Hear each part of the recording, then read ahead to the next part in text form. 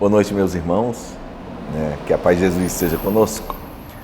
Hoje vamos só ligar aqui o nosso Data Show. Hoje nós vamos trazer um assunto interessante das obras de André Luiz. Muitas das vezes, quando a lemos, às vezes numa sequência, às vezes livro a livro, não vemos, de certa forma, a importância dessa obra no seu contexto global, nesse sentido, né? Quando a gente traz para estar conversando um pouco sobre essa questão do nosso querido André, antes até cabe a história da gente estar trazendo a questão de Chico Xavier.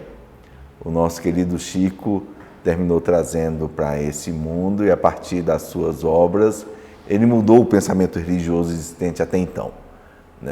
Eu, na brincadeira, poderia dizer assim que o pensamento religioso é antes de Chico e depois de Chico, né? Porque no momento em que Chico descortinou o mundo espiritual, a visão do que é a religião, de certa forma, a visão do que é Deus nesse sentido também alterou bastante. Tanto assim que a gente traz um pouco a ideia do nosso querido André, falando que ele veio despertar as pessoas da ilusão.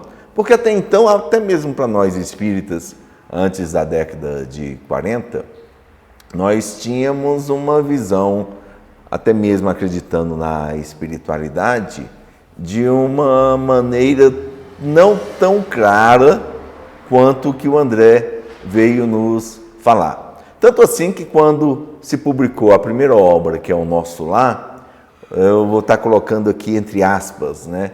Os espíritas conservadores criticaram muito a situação da obra de André Luiz. Que história é essa da gente estar materializando a espiritualidade, né? Porque na hora em que ele traz a proposta de uma comunidade espiritual, onde o pessoal tem que trabalhar, família, né? Morando junto, tem toda aquela situação mesmo de contexto de trabalho. Que história é essa? Está materializando a espiritualidade. Quando, na verdade, o que o André nos coloca muito claro, isso aparece muito depois na segunda obra, Os Mensageiros, é que a Terra, na verdade, que é uma cópia imperfeita do que existe na espiritualidade. Mas vamos lá. Então, a base...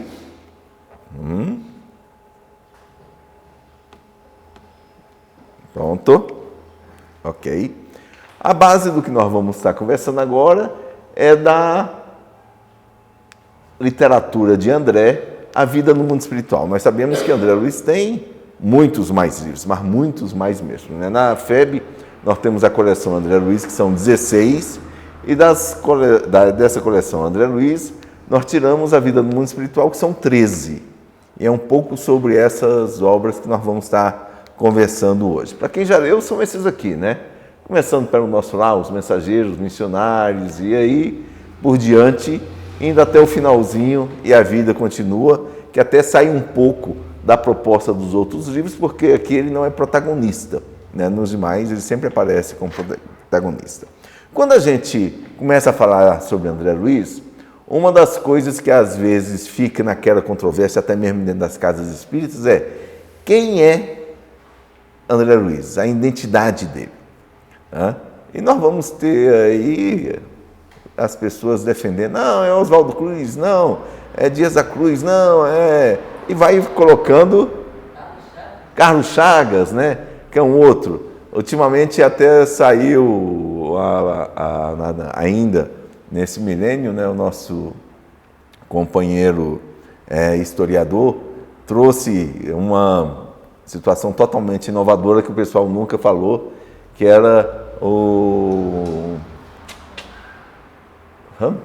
esqueci o nome, mas eu digo, se for ele, a única coisa triste, porque era um médico também, viveu no Rio de Janeiro, bate tudo direitinho, né? A tristeza que eu às vezes coloco assim, poxa, se for esse mesmo, a tristeza é que ele foi presidente do Flamengo. Aí eu, né? Que pena, né? Mas independente, eu trago isso para a gente estar trabalhando a situação, é que, independente de quem foi André Luiz quando conosco esteve materialmente falando, o que importa para nós é o que ele se tornou depois que desencarnou. Tentar descobrir ou ficar aqui elucubrando qual era a verdadeira identidade dele enquanto encarnado é perda de tempo, né? O que nós temos que estar fazendo é buscando literalmente o que é que ele nos trouxe quando veio nos colocar a vida no mundo espiritual. E aí nós temos, né, André Luiz, em 1941 ele foi apresentado a Chico Xavier pelo nosso companheiro Emmanuel, a fim de preparar o trabalho que competia em realizar. 2 anos depois, o André começa a psicografia do seu primeiro livro, Nosso Lar, que foi publicado em 44. Então, desde 44, a visão do mundo espiritual é outra, né? André teve mais de 40 anos dedicados ao trabalho da Seara Espírita nessa produção de livros. Ele utilizou tanto a mediunidade do Chico, como também por Valdo Vieira. E o grande foco dele foi melhorar e fundamentar nossa compreensão sobre a vida espiritual, né? Para as informações contidas no Nosso Lar, o que a gente sabe é que ele teria vivido no Rio de Janeiro, foi médico, teria desencarnado após 2 cirurgias com sistema gástrico destruídos por excessos alimentares e alcoólicos, né? Então foi considerado suicida, um suicida inconsciente no plano espiritual.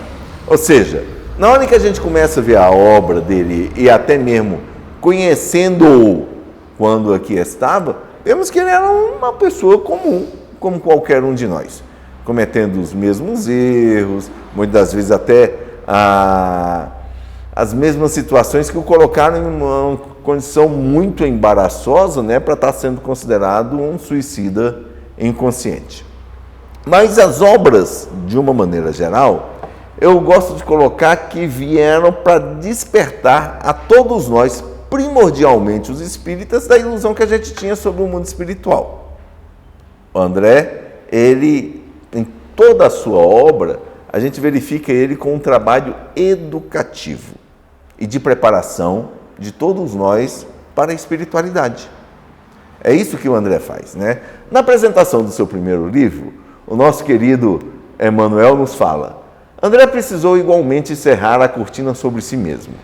E por isso que não podemos apresentar um médico terrestre, o autor humano, mas sim um novo amigo e irmão de eternidade. Porque no momento em que ele começa a sua atividade, apesar de todos os títulos que ele teve, né, era um irmão que estava trazendo para nós toda uma situação do que era desconhecido. O nosso querido Emmanuel, quando fez o prefácio, ele tem uma frase que eu acho muito, mas muito interessante e curiosa, né? Ele chega a dizer que nós precisamos de espiritismo, espiritualismo e muito mais de espiritismo. Na introdução, na apresentação que ele faz do Nosso Lar. Mas precisamos muito, infinitamente, muito mais de espiritualidade. E o que o André nos traz é o quê? A espiritualidade que a gente deve construir dentro de nós. E por que ele coloca essa questão de espiritualidade? Porque nós podemos ser espíritas, mas ainda sem ter a espiritualidade internalizada dentro de nós. O indivíduo é espírita, frequenta a casa espírita, conhece a doutrina espírita, mas ainda não tem todos aqueles princípios da espiritualidade dentro de si. Um exemplo muito simples, às vezes o espírita se desespera com um ente amado que desencarnou, né? No momento em que, às vezes, ele tem uma doença praticamente terminal, ele fica apavorado. A pessoa que tem a espiritualidade internalizada, como nos coloca aí a proposta de Emmanuel, ela vai ter muito claro os princípios da vida espiritual e sabe que tudo aquilo é passageiro. A pessoa que tem espiritualidade, ao leito da morte, no momento do velório, chora a pessoa que foi embora? Sim, mas com tranquilidade sabe que aquilo é passageiro. E que apesar de sentir aquela falta momentânea, ela não se desespera. Aquele outro que, apesar de saber tudo isso, ainda não tem a espiritualidade internalizada, quantas e quantas vezes até se deprime. A pessoa, num processo desse, verifica claramente que não tem ainda essa espiritualidade internalizada, como Emmanuel nos fala nessa proposta, né? Então, nosso querido André Luiz, ele nos passa essa ideia da vida espiritual, nos colocando que a existência é um ato, né? Um corpo é uma veste, um século é apenas um dia, um serviço, uma experiência, um triunfo, uma aquisição, uma morte, um sopro renovador. Quantas existências, quantos corpos, quantos séculos, quantos serviços, quantos triunfos, quantas mortes necessitamos ainda? E é tão interessante isso, por exemplo, se formos ver, tem quantos? 40 anos. Quantas vezes nós tivemos ou vamos ter ainda 40 anos? Né? Essa é apenas uma experiência. E na hora que André nos passa essa proposta de conhecermos claramente, nos prepararmos, porque a obra de André Luiz, como um trabalho educativo, é de preparação para o mundo espiritual. Ele nos dá isso o tempo todo, a começar pela sua primeira obra, né, que é o Nosso Lar, que foi psicografada em 1943. André Luiz, então, narra a sua descoberta do mundo espiritual e algumas dificuldades pelas quais passou após o seu desencarne, até o momento em que foi socorrido no plano espiritual em uma colônia socorrista chamada Nosso Lar. Revela um mundo pleno de vida e atividades, especialmente nessa colônia organizada de forma exemplar, onde espíritos procedentes da Terra passam por estágios de recuperação e educação espiritual supervisionado por espíritos superiores. Nosso Lar é um hospital, uma escola, uma zona de trânsito e trabalho. E é interessante que antes de começar todo um processo dele colocar essa ideia do Nosso Lar, no primeiro capítulo, André Luiz nos fala sobre o quê? Um umbral, né? E é interessante quando a gente começa a conversar com os espíritas, às vezes as pessoas temem um umbral, já viram isso? Né? Eu lembro de uma senhora que estava perto de desencarnar e conversando com ela algumas semanas antes, eu falei assim, a senhora sabe que vai estar chegando esse momento, né? E na conversa eu falei assim, a senhora ainda tem algum receio? Ela falou assim, do umbral, né? Eu falei assim, como assim? Não, eu não sei como é que vai ser a minha permanência no umbral. Eu falei, mas como permanência no umbral? É porque todo mundo passa pelo umbral e fica lá um tempo. Quem é que disse isso para a senhora? Aí ela veio e falou assim, até André Luiz passou, ficou lá 8 anos, imagine eu. Né?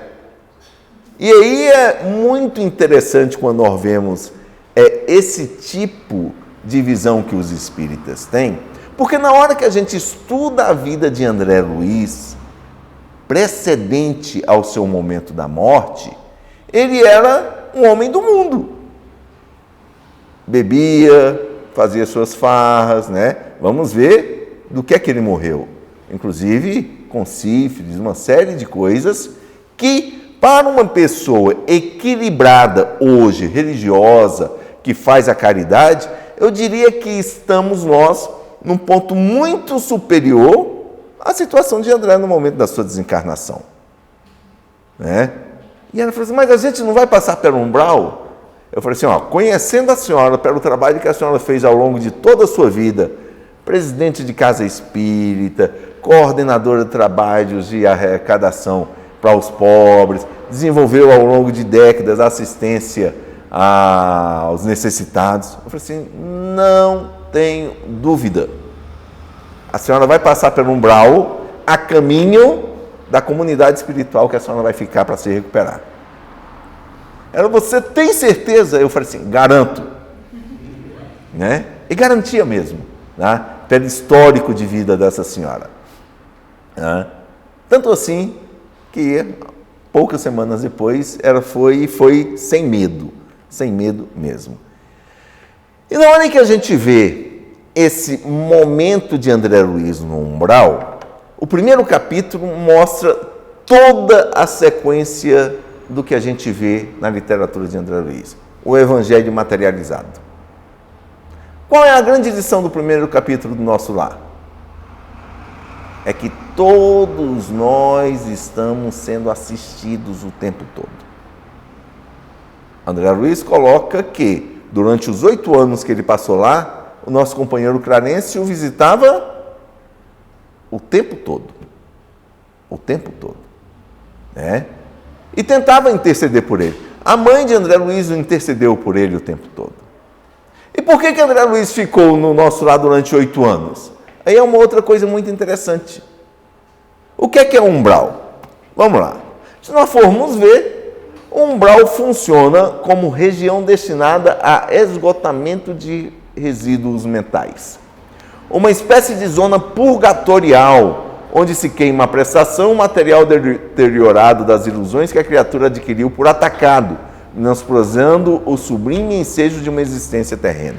Ou seja, o André nos coloca como definição essa situação do umbral.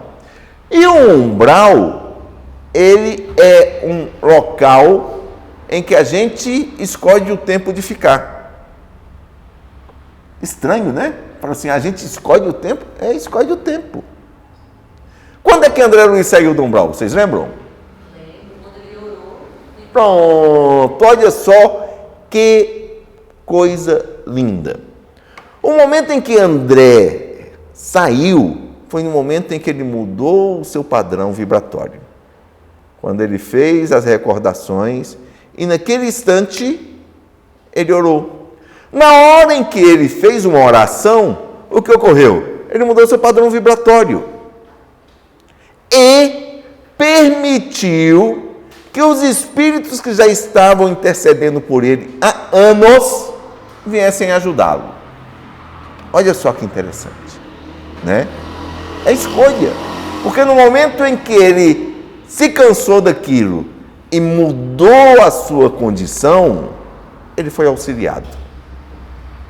Ou seja, 2 coisas. Primeiro, a gente tem o tempo todo pessoas que estão do nosso lado nos auxiliando. Melhores que a gente. Melhores que a gente. Tá? E nós que vamos estar escolhendo se eles vão poder nos ajudar ou não. Como? Mudando o nosso padrão vibratório. E nesse sentido se algum dia a gente desencarnar e perceber que está no umbral, qual é a lição que André Luiz nos coloca? Orem, que vocês saem de lá. Olha só que dica interessante. Tá? Mas não é aquela oração assim, Senhor, me ajuda aqui, manda. Não, né? É aquela oração de sentimento. Aquela oração em que faz com que você possa mudar o seu padrão vibratório para, a partir de então, dar condição àquelas pessoas que estão ao seu lado de poder te ajudar. E aí fica a lição linda de intercessão. A gente pouco estuda isso dentro da doutrina espírita, né? Que o processo de intercessão existe o tempo todo. O tempo todo, espíritos estão intercedendo por nós, estão nos auxiliando, né? O nosso processo reencarnatório hoje, não tenham dúvida. Quantas pessoas intercederam para a gente estar na condição que nós estamos agora? Quantos? Não foi 1 ou 2, né? E muitas das vezes, muitos inclusive investindo para que a gente pudesse dar certo.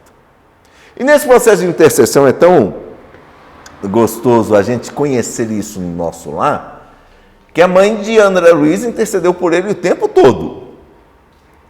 E o que é uma intercessão quando ela acontece? É como se fosse um financiamento.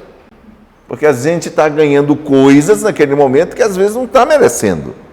Mas por conta de um avalista, terminam nos dando condições da gente estar recebendo algo a mais. Só que a intercessão, ela tem que estar sendo verificada, e era a preocupação da mãe de André, que no momento em que André foi para o nosso lar, ela chegou para ele e falou assim, André, assim que possível, comece a trabalhar. O que é que ela estava dizendo? Comece a pagar o que você recebeu de bom, né? Porque investiram em você, acreditaram em você, então dê retorno, dê retorno. E se nós formos ver, a providência divina é exatamente isso. É o quê? É como se fosse um financiamento espiritual, né? A providência nos dá as condições da gente sempre poder dar certo. Quando a gente relembra aquela história do querido Mestre Jesus com Publio Lentulus, o que é que Jesus via nele? Não era um homem daquele momento, era no que ele iria se tornar, né? A história mostra muito essa situação. E os investimentos que são feitos em nós é exatamente nisso. É no que nós podemos estar nos tornando com aquilo que é avalizado, é batido, né? E aí, olha só que interessante. Ele coloca em um determinado momento a proposta, porque ele está no plano espiritual e quer encontrar a família. O que é que os espíritos colocam para ele? Primeiro, você tem que desejar.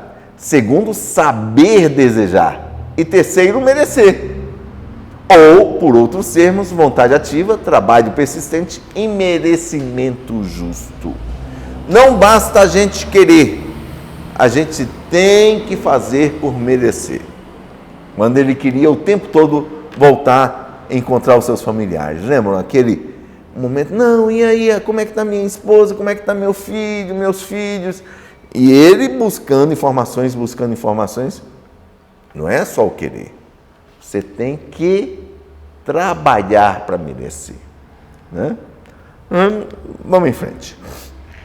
Em 1944, então, começou a psicografia do segundo livro, Os Mensageiros. O que é Os Mensageiros?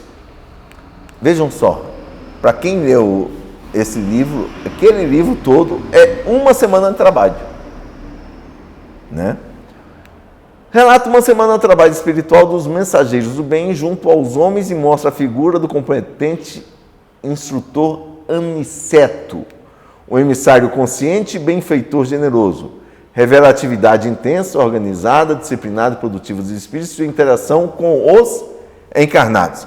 Nós vemos que no nosso lar a situação se passa apenas na espiritualidade, né? Aqui é André descendo para estar convivendo com os encarnados. Como é que essa equipe espiritual age com os encarnados? Então ele fala das experiências de vários espíritos que reencarnaram com trabalhos programados necessários aos seus próprios aprimoramentos. Trata de temas como culto do evangelho no lar, os benefícios da prática do bem, invigilância e medo da morte. Evidencia a oportunidade de trabalho dos médios, alertando-os quanto à necessidade da prática dos ensinamentos na esfera íntima, visando evitar o retorno ao mundo espiritual sem um cumprimento dos compromissos assumidos. E aí é interessante que mostra o quanto as pessoas se comprometem antes de nascer e quando chega aqui, esquece tudo, né? A gente termina se deixando levar pelos prazeres do mundo, em vez de estar buscando a felicidade dos céus, poderíamos dizer dessa maneira. E quando retorna e recobra a consciência, é uma tristeza só, né? Nos fala lá o nosso querido Terésio, no capítulo 6. O Senhor renova diariamente nossas benditas oportunidades de trabalho, mas para atingirmos os resultados precisos, é imprescindível sejamos seguidores da renunciação ao inferior. Vejam só que interessante, né? É imprescindível sejamos seguidores da renunciação ao inferior. E ninguém espere subir espiritualmente sem esforço, sem suor e sem lágrimas. É forte. O nosso querido Bezerra, numa mensagem dada em 89, ele nos coloca que todo mundo deseja a cristificação, mas ninguém quer a crucificação, né? Ou seja, para Jesus assumir o que ele assumiu, ele foi crucificado, para a gente ter o entendimento dele. É isso aqui. Ninguém espera subir sem esforço, sem suor, em lágrimas. Nós vemos na literatura inicial da doutrina espírita, no Livro dos Espíritos, quando o Kardec, na questão 911, questiona sobre a possibilidade de, se nós, encarnados, ou talvez até mesmo desencarnados, teríamos condições de dar conta de todas as nossas paixões, as nossas inferioridades. Né? E os espíritos dizem, sim, temos. O grande problema é que a gente fala que quer resolver, mas quer resolver apenas com os lábios. É o querer com os lábios. Porque, na verdade, a gente fica feliz quando a resolução das nossas paixões não são resolvidas. Isso por quê? Porque a gente não renuncia ao nosso inferior. Não renuncia. E aí os espíritos, ainda na questão 911, complementam dizendo assim, o que nos falta é a vontade. E a vontade de quê? De querer subir. Porque no momento em que a gente exprime verdadeiramente a vontade de querer melhorar, a gente vai se esforçar, a gente vai saber que as coisas vão ser difíceis, a gente vai saber que muitas das vezes vai ter lágrimas, mas vai ser compensador, porque a felicidade nos aguarda, né? E uma outra lição que é sensacional que a gente pega lá nos mensageiros, que a conclusão é essa aqui: dá aos que não querem receber. Como assim? Vejam só. Não há tempo para conviver com os que estimam a brincadeira. Além disso, não será caridade o ato de dar aos que não querem receber. Parece estranho isso, né? Mas aquela situação onde o próprio Mestre Jesus nos colocou: não jogai pérolas aos porcos. Ou seja, a pessoa não quer ser ajudada, a gente vai perder tempo para quê? Né? Vamos em frente. Não perca a possibilidade de ajudar quem precisa. Porque muitas das vezes a gente fica naquela situação de, além disso, não será caridade o ato de dar aos que não querem receber. Tem tantos querendo, tem tantos precisando. Vamos junto a esses. Né? Em 1945 surgiu o terceiro livro da série, Missionários à Luz. Em Missionários à Luz, desvenda os segredos da reencarnação, revelando a tarefa dos espíritos missionários encarregados do processo de renascimento. Destaca a importância dos esforços próprios na luta pelo autoaperfeiçoamento. Discorre sobre a continuação do aprendizado na vida espiritual. Ou seja, a gente não apenas aprende aqui, mas também na espiritualidade. O perispírito como organização viva, moldando as células materiais. A reencarnação orientada para os espíritos superiores e aspectos diversos das manifestações mediúnicas. Narra alguns problemas que desafiam os espíritos valorosos, encarnados com a gloriosa missão de preparar uma nova era. E ensina que a providência divina concede sempre ao homem novos campos de trabalho através da renovação incessante da vida por meio da reencarnação. Ou seja, erramos. E aí? Inferno? Não. Né? Deus sempre nos dá a possibilidade de acerto. E Missionários da Luz trabalha muito nisso, colocando claramente como é que é a questão do processo reencarnatório. Quando a gente traz a ideia do nosso lar, e vamos falar sobre a reencarnação, provavelmente todo mundo aqui vai lembrar da história de quem?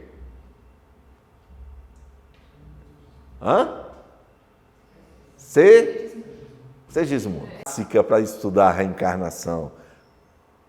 Estudo sistematizado, as palestras. E hoje a gente vai ver uma história, mas não vai ser a de Segismundo, que está lá no livro, né? Que é a história de Anacleta. Lembram dessa historinha? Né? Essa é muito curiosa. Anacleta, mãe de 3 rapazes e uma jovem, esposa e mãe devotadíssima. Quanto à educação dos filhos, encheu os meninos de excesso de mimos e permissividade. Casada, né? E Anacreta tinha um esposo com uma excelente posição econômica e social. Ele era um trabalhador honesto, dedicado à família. E alertava o tempo todo a Anacreta quanto à educação dos filhos, que era por muito amar, deixava os meninos fazerem tudo quanto qualquer coisa que eles queriam. Até porque, como eles tinham uma boa condição social, financeira, né, os meninos terminaram tendo facilidades nesse mundo que geraram o quê? Esses meninos se entregaram aos desregramentos, desencarnaram antes do tempo em tristes condições espirituais e estavam permanecendo nessa época em que André estava no nosso lar, permaneciam esses filhos nas regiões espirituais inferiores. Anacreta, depois que desencarnou e voltou ao mundo espiritual, compreendeu todo o problema e dispôs a trabalhar para conseguir uma nova reencarnação, porque ela viu que ela tinha sido a responsável pela colocar desgraça em que os filhos se encontravam, pela falta de educação que ela deu, pela permissividade, até pela situação que muitas das vezes as próprias mães falam, né, pelo muito amor, deixam as coisas acontecer e assim. Quando ela se dispôs a trabalhar, porque ela solicitou esse processo de estar voltando com os meninos, lembram que no nosso lar, André coloca que não basta a gente querer, a gente tem que trabalhar e fazer por merecer. Né? No acerto, para que ela merecesse novamente uma reencarnação com esses filhos, ela trabalhou durante 30 anos, para merecer voltar com os meninos. E nesse momento em que André está analisando a situação dela lá em Missionários da Luz, ela estava programando a sua nova existência. Vejam só que interessante. Lembram? Ela tinha 3 meninos e uma menina. Tinha um marido exemplar. Ela não valorizou o marido. O marido querendo ajudar, dando todas as condições, e ela terminou jogando isso por água abaixo. Né? Então, o planejamento reencarnatório com a participação de Anacreta ficou da seguinte maneira. Ó. 2 dos rapazes reencarnarão paralíticos. O outro com debilidade mental. A moça será portadora de desequilíbrios. E a Anacreta ficará viúva cedo. Que quadro, hein? Depois de 30 anos, fazer por merecer esse processo reencarnatório. Fazer por merecer. E às vezes as dificuldades que a gente tem, a gente fica reclamando. Né? Não idealizamos. Lembra quando eu falei da espiritualidade? Se a gente tem internalizado o princípio da espiritualidade, sabemos que as dificuldades que nós temos hoje são construção do nosso pretérito. E muitas das vezes escolhidos por nós mesmos, de uma maneira direta ou de uma maneira indireta pelos nossos feitos. Né? Então, quando a Anacreta tinha programado tudo isso, e André conversando com ela, chega assim, ó, o comentário de Anacreta diante dessa nova programação. Diz ela, minha tarefa não será fácil. Prefiro a fealdade. Fealdade é o quê? Feiura. Um corpo nada bonito. Ah? Prefiro a fealdade corpórea. Não estou interessada no corpo de Vênus, e sim na redenção do meu espírito para a eternidade. Né? Pena que a gente não tem as notícias depois da década de 40, né? Para ver como é que foi o processo de Anacreta junto a essa família e se ela terminou tendo um processo como espírito completista. Né? Então, a cada um segundo as suas obras.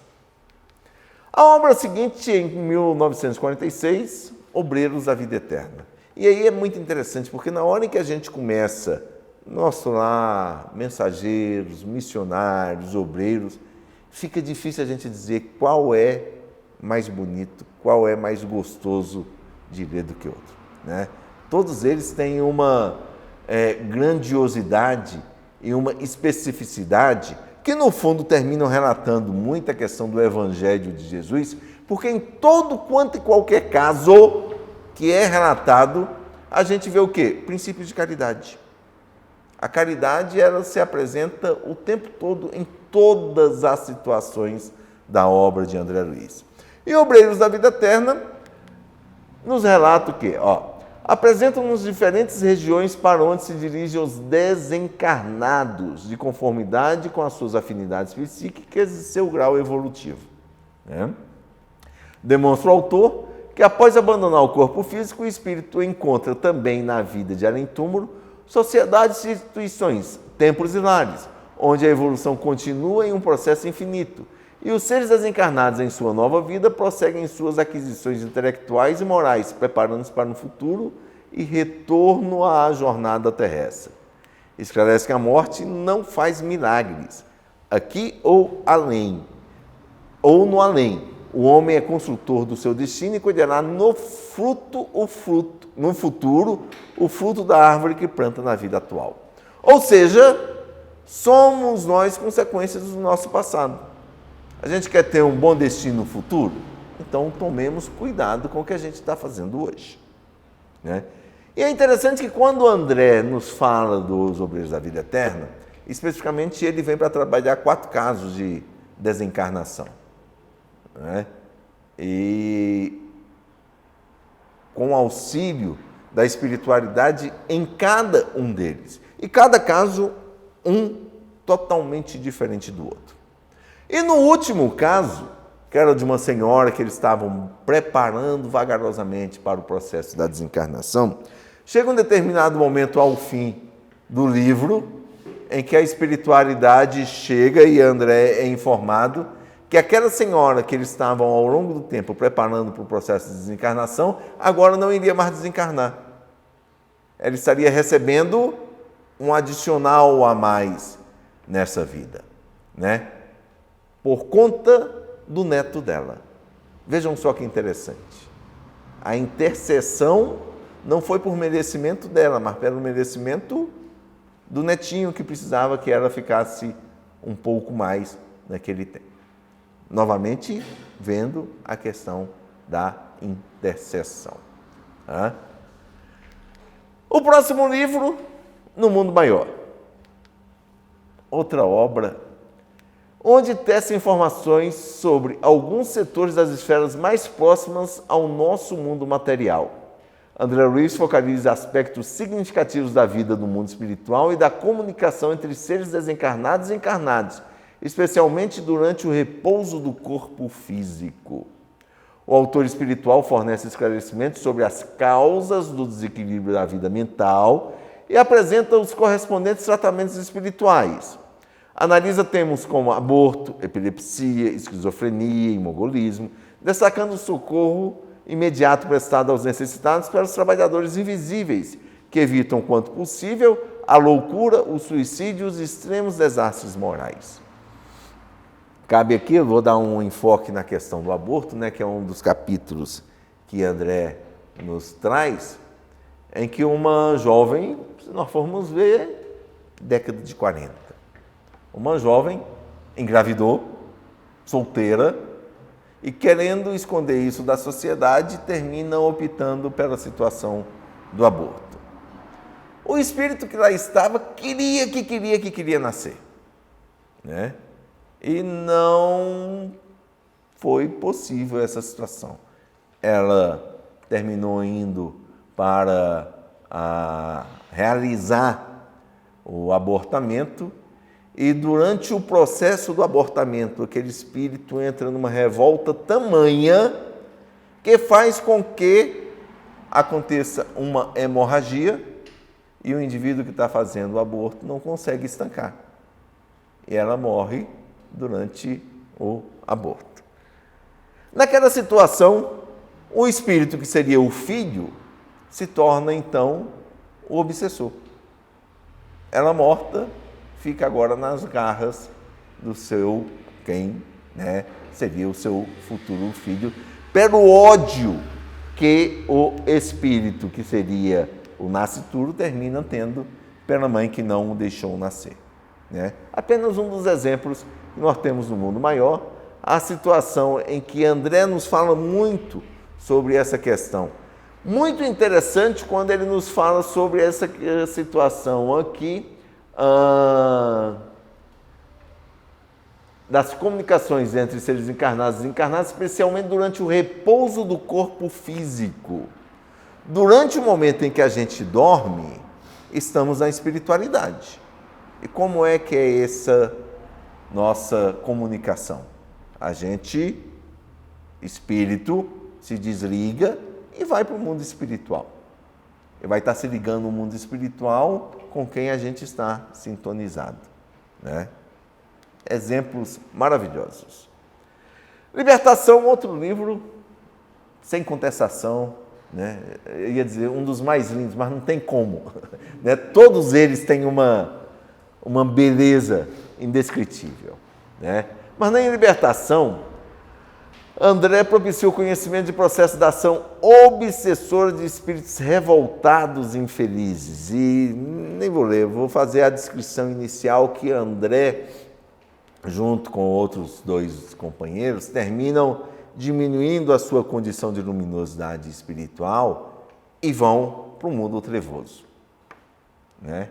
E lá eles se alinham a um companheiro das trevas, que era Gregório, onde está desenvolvendo um trabalho literalmente junto aqui às trevas. Em determinado momento eles são colocados para trabalhar com a equipe de Gregório, obviamente, né, no primeiro momento o grupo trevoso acreditando que eles fossem estar fazendo mal, mas eles sendo na brincadeira, né, quase que uns espiões, né, nessa situação, porque eles estavam em missão. E a missão deles era resgatar Gregório, o que acontece lá no final do livro com o que a gente normalmente vê nos grupos mediúnicos. Quem chega para mexer com Gregório é a mãe. Né? Por isso que se fala que nenhum filho resiste ao coração de uma mãe nessa hora. Mas um dos fatos mais curiosos que eu vejo em libertação, André está em uma casa no Rio de Janeiro. Nessa casa tem a dona, a esposa do proprietário da casa. Essa esposa é uma jovem e ele chega a falar dos dotes físicos dessa jovem, né? Muito bela mesmo. E ele relata que num determinado dia eles estão à mesa almoçando e depois do almoço essa jovem resolve deitar no sofá para poder tirar aquele cochilinho depois do almoço. Né?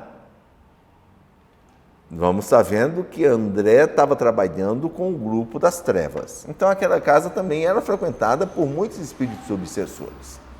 Na hora em que aquela jovem senhora adormece, o que acontece quando nós adormecemos? O nosso ser espiritual sai desse corpo, né?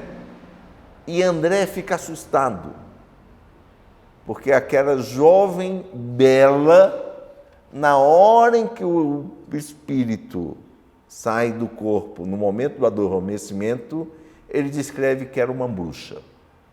É uma condição horrível, de assustar. E era tão horripilante que dois dos obsessores que estavam na casa, na hora em que ela desperta para a espiritualidade, eles se escondem. Né? Vejam só, os próprios obsessores se escondem daquela jovem.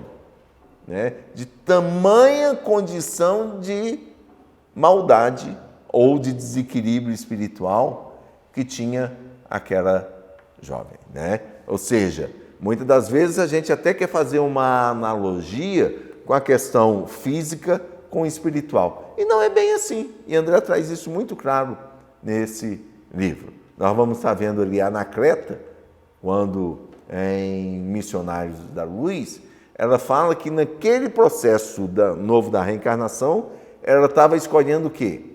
A fealdade, né? Um corpo sem dotes, feio, né? Porque ela não estava interessada, como ela mesma diz, em um corpo de Vênus, mas estava buscando a sua redenção. Tá? 54, Entre a Terra e o Céu. Esse é um documento em estilo romanceado que nos oferece notícias sobre o relacionamento existente nas atividades do espírito nos dois planos da vida, o material e o espiritual. Revela a comovente história de Amar e Zumira, Odira e outros personagens recuando os acontecimentos de suas anteriores existências, desde a Guerra do Paraguai até os dias da antiga região do Rio de Janeiro. Em seu prefácio, Emmanuel nos assegura que os quadros fundamentais da narrativa nos são intimamente familiares, como as provações do lar, as aflições do coração, a tormenta do ciúme, as lutas cotidianas para aquisições de progresso moral, e nos alerta sobre as necessidades de valorização dos recursos que o mundo nos oferece para a reestruturação dos nossos destinos. E é muito interessante porque nessa situação dos contextos familiares, às vezes nós estamos em uma família, depois nasce em outra família, né, que num outro momento as pessoas são inimigas e fica nessa situação variando para poder fazer a ideia de uma junção. Eu lembro em grupos mediúnicos, uma vez atendendo um companheiro que era muçulmano, um homem-bomba, e num determinado momento nós fomos fazer um retrocesso à sua vida espiritual e ele se reconheceu judeu. Né? Vejam só que interessante. Aquele que ele estava buscando eliminar na última existência era o que ele tinha sido no passado. E ele, meu Deus, como assim? Que história é essa? Nessa variação em que a gente tem nos nossos processos reencarnatórios, é quando nos propiciamos atingir a ideia de acabar com o ódio e sempre buscar o amor. 1954, nos domínios da mediunidade. Outro exemplar em que André analisa os vários aspectos do intercâmbio dos espíritos com os encarnados pela via da mediunidade, enaltecendo o esforço dos médiuns fiéis ao mandato espiritual recebido antes da reencarnação. E vejam só que interessante, né? O mandato mediúnico, ele é fechado antes de nós nascermos. Até porque a mediunidade é o quê? É um atributo físico. Né? A mediunidade é um atributo físico.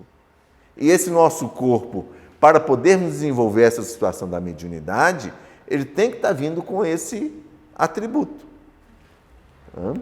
E adverte sobre os riscos do intercâmbio mal conduzido entre os dois mundos.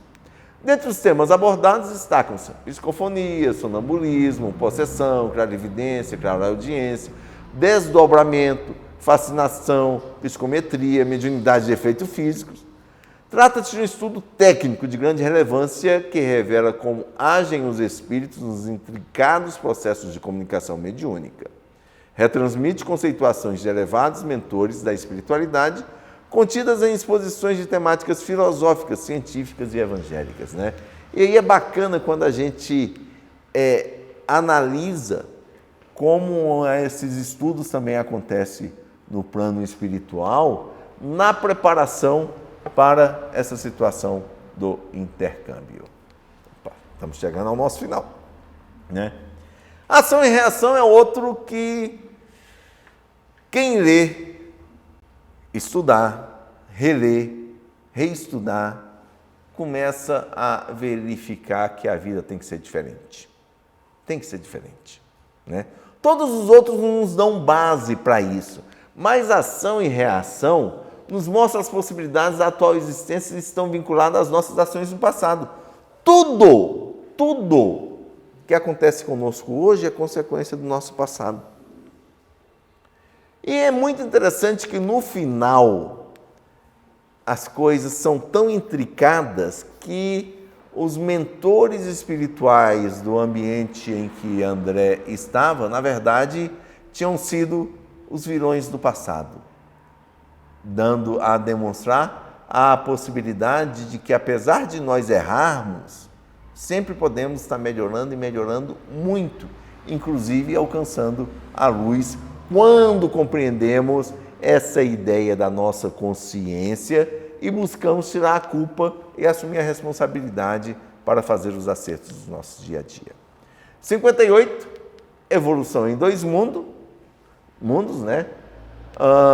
Onde André destina os estudiosos que desejem aprofundar o conhecimento da ciência do espírito e, para isso, alia os conceitos rígidos da ciência nos preceitos evangélicos revividos no Espiritismo.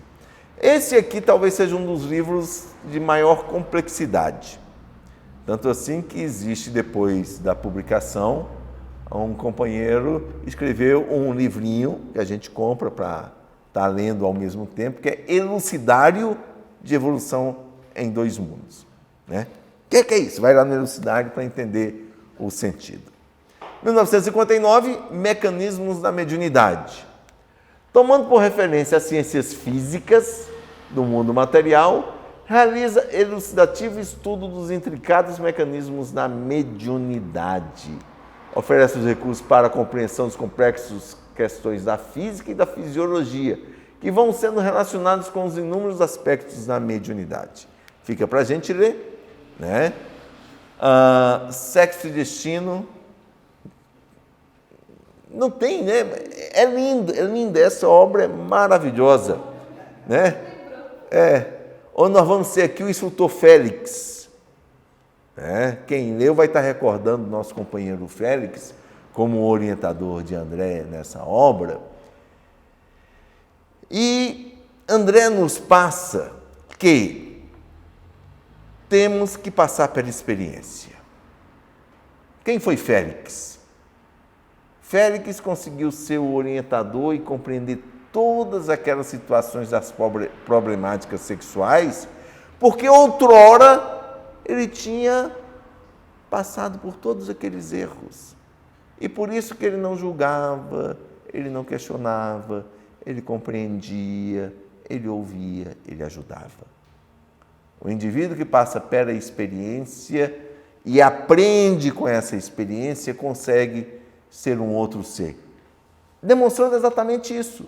Não é o fato de você errar que a coisa é ruim. Aquele erro serve de alavancagem para o que você vai estar se tornando. Né?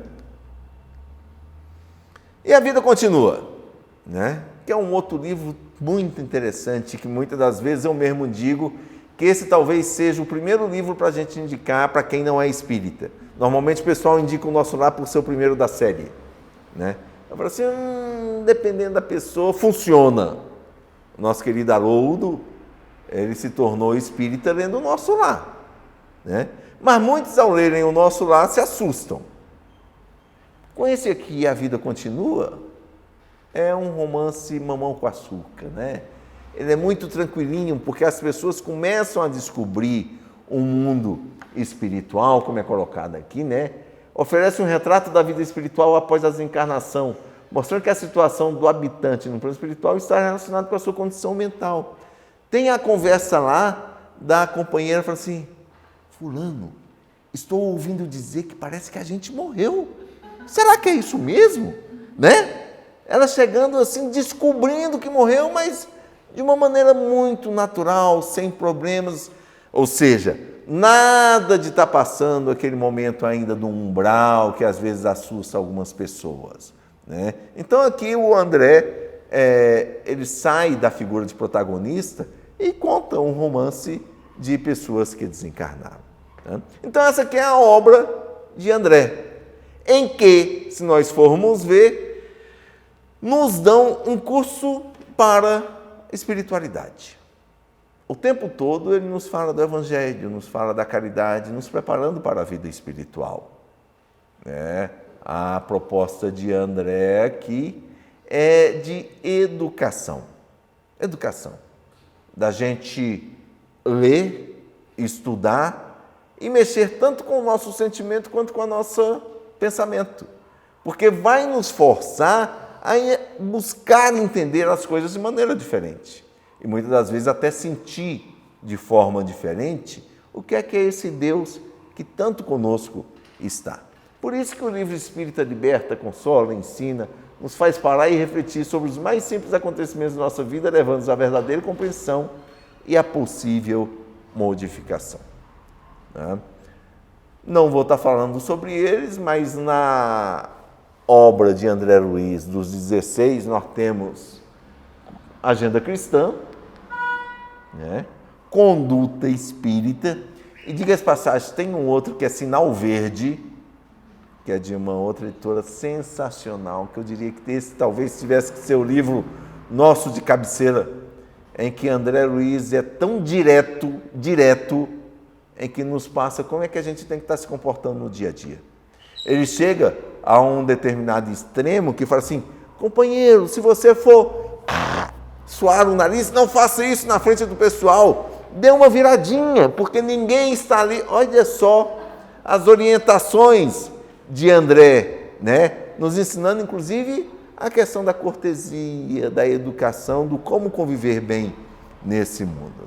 É uma complementação de conduta espírita, mas para o nosso cotidiano, Sinal Verde. Quem não tem, compre, leia, estude e atenda o que ele diz. E o último deles, Desobsessão. Também não vamos estar fazendo comentários porque o nosso tempo está esgotado. Então essas são as obras da coleção André Luiz, em que ele nos passa e nos prepara para a vida e para a morte. O princípio básico é exatamente nesse sentido, a gente compreender que morreu e a gente continua vivendo. E se a gente continua vivendo, como é que a gente gostaria de estar vivendo do outro lado? E essa preparação para o outro lado começa aqui e agora. E dependendo do que nós fizermos agora, é o que nós vamos ter depois. Por isso é um curso integral de espiritualidade, da gente internalizar esse conceito de que o tempo todo estamos sendo cuidados, estamos sendo protegidos, estão intercedendo por nós, e que se a gente fizer por merecer e fizer a nossa parte, a gente vai encontrar a felicidade que tanto almejamos. É isso que o nosso querido André Luiz nos passa em sua obra. Que Jesus nos abençoe hoje e sempre. Fiquem com Deus.